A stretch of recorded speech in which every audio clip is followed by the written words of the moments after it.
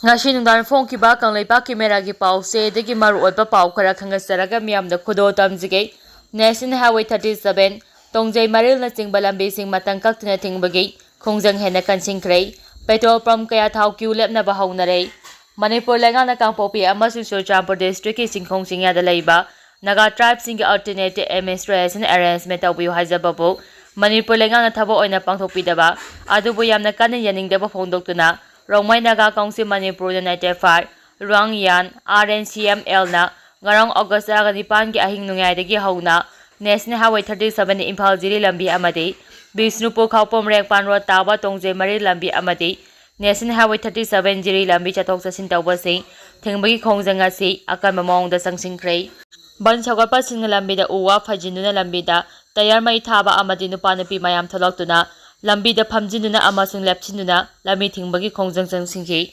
masina maram oilna lambi paring singa sida makhal amatagi gari chathok chasin tawba yahan khidrei bana sina maram oiraga petroleum product sing puba gari sing chemba lekhibadagi miyamda petrol diesel amadi LPG na chingba phangdabagi awaba yamna chauna mayokna bayare bana maram oiraga imphal da leiba petrol pump kharada miyamna thaugi damak queue lepa hauna bayawnare lambi ahum asida chathok chasin tawriba miyamda awaba amadi khudong zadaba kaya mayoknare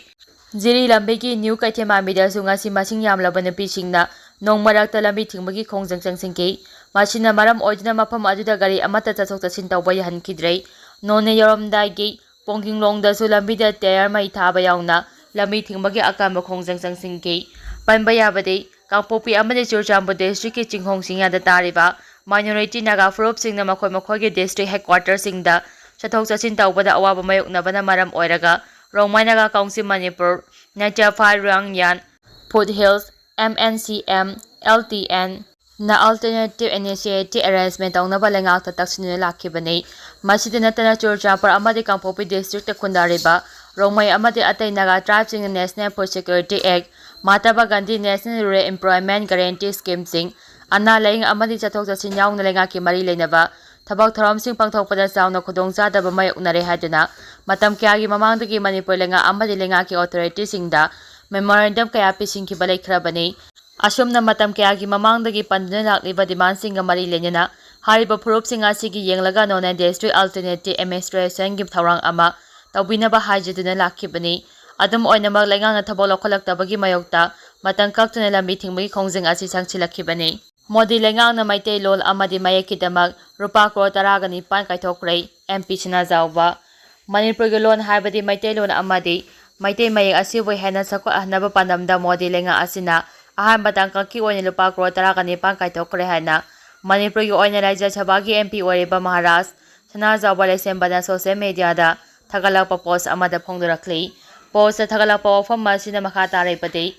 Seitharo kumbabada masagi sahi lising ani hembagi puari lejarakraba lon amadi mai asibu ariba matamgi haibade classical language status ta pukhatnaba honabada mai paknabagi khongthang ama naksilakle haire Prime Minister Narendra Modi na Manipur gi damak khanduna lokhat aliba khongthang asida Manipur gi Chief Minister Biren Singana su thagapa phongdorakli Chief Minister Biren na social media X handle da thagalakiba post amada masigi damak Rajya Sabha gi MP oina leiriba Marasana Zawba lesemba buta wimal amadi thagapa phongdokpaga lejuna maitero asibu chawkhanaba honabada natana lenga asina Manipur da leiriba lon atai haibade tribal ichinau singi direct singbo chawkhanaba honaba leptri hairi Imphal amadi Bisnupur district ki mafam kaya ising thumjingkrei ngarang ahing chu uba leptana chukhiba nongna maram oidina Bisnupur district ki tunga mafam khara ising ichaw mayoknare leptana chukhiba nongna maram oiraga ningthaukhong Bisnupur Thingnungai Khoijuman khule nachongna chingba mafam singde ising ichaw mayoknaduna yumkai kaya ising thumjingkrei Thinungai da saba thong ama ising gi ireina chenthakhrei chorakna yum chamagi mathakta ising thumjingkrei district administration na senduna khudaki oiba relief camp hangdokhrei Khoijuman Koksifai da leiba thong amagi nakalgi RCC barfe kuntra muksangna kinthakhrei amaramda Imphal Jiri lambi gi mafang kharada chingning kharakpadagi lambi phawna khidrei nong khara hek chubaga ising hak leitena ising thumjimpham amo iriba Singjamai Walkhom Laikai Makha Kawang mathakta leiba oil pamana ki main road sing ising thumjingkrei masida natana Imphal gi chekol kunung mamang gi lambi sing ising thumli Sagauba mainau lerak ki lambi sing ising na thumjimbaga lonina yum kaya su ising changma yaurei Nakal amaramda India Meteorological Department ki matung inna ngasi Manipur yauna Arunachal Pradesh, Assam, Meghalaya amadi Nagaland akha araw yauna akamanong sugani hairi. KCP Nongdring Khombagi Mayoy Ahum Police na pare Aina Tingraba Manipur Galal Haruf Kangleipa Communist Party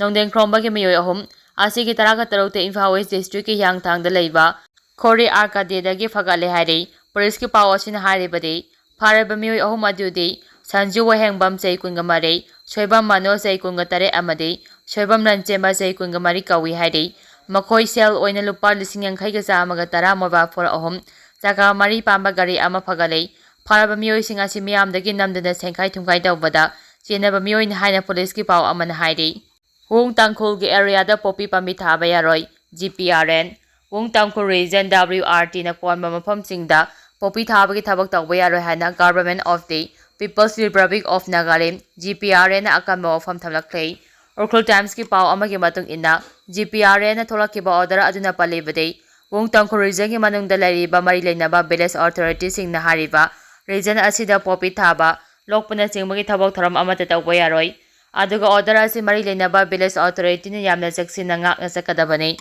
order asi bu thawai drabadi cherak oina ajobo file thian bagalonena phajinuna thamgani makoina tharama poppy pambi sing Wung tangkhul region gi staff singi mamangda mangta angadabani lonina chapchaba cherak sing phangangani karigomba order asi thawai daba amadi usittaba mayo yarabadi village authority singna khudakta GPRN da paupubi rakadabani haina WT RT GPRN gi secretary ni thadorakpa Chero amada pali haina pau aduda mayak singna yauri. RIMS da Mayoy ani kidney transplant tawba ngamkhrei. Regional Institute of Medical Science RIMS da Mayoy ani mapum phada kidney transplant tawba ngamkhrei hani RIMS ke director Professor Dr. Guru Aribam Sunin Kumar Saramana phongdokhrei. Wafam asing asi RIMS ki Sumita Hall da pangthokiba paugi mifam amada Professor Dr. Guru Aribam Sunin Kumar na pamising da phongdokhibani mangna makhata hai Sahi amarom asi Women Organ Transfer Act ke makhada State Committee gi ayaba lauraga miyoy nupa ama nupi ama makhoi gi imung manugi miyoy dagi kidney transfer tawduna mapum phana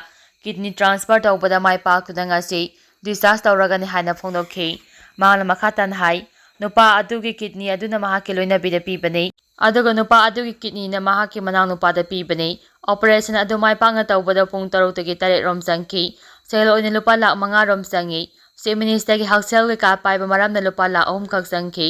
RIMS ta lemna makhal kya ge test toramba do state lengang na sel thadaraga torambani adubo sel thadarakta badagi lepki bani haina su mahang na makhata na phonglokhi mahang na hai OPD na tane emit toraba anaba miyoy singi di lemna test tawi OPD da laing malakpa matam chang na patient sing na ngariba do nongma da patient lising ahum hena lakpa na masing yaman badagi ngai na bani